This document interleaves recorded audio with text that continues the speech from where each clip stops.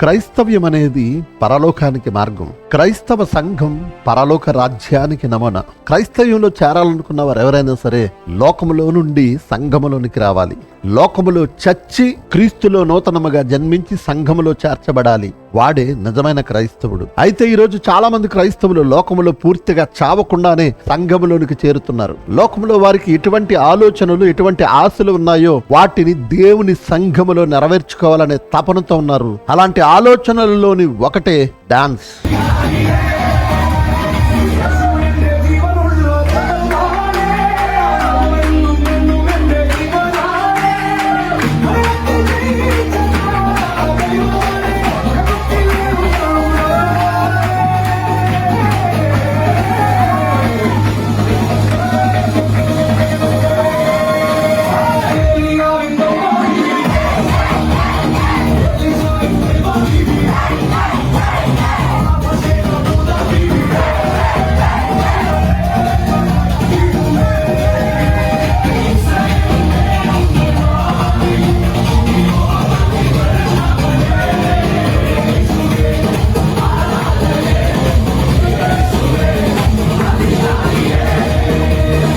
దావీదు నాట్యం చేశాడనే బైబిల్ సందర్భం సరిగా తెలియక ఆరాధన పేరిట వారు లోక సంబంధమైన కుప్పి గంతులు సంఘంలో కూడా వేయడం చాలా బాధాకరం. తెలుగు రాష్ట్రాలలో క్రైస్తవ సంఘాలలో కూడా అనేక మంది ఆరాధన పేరిట గెంతుతున్నారు, డాన్సులు వేస్తున్నారు, ఎగురుతున్నారు, దేవుని నామానికి అవమానం తీసుకొస్తున్నారు. క్రైస్తవ్యమా జాగ్రత్త. లోకములో నీవు ఎలా బ్రతికావో దానిని మరొక రూపంలో క్రైస్తవ సంఘములో కూడా ప్రదర్శించాలని చూస్తే దేవుడు కఠినంగా శిక్షించక మానడు. జాగ్రత్త.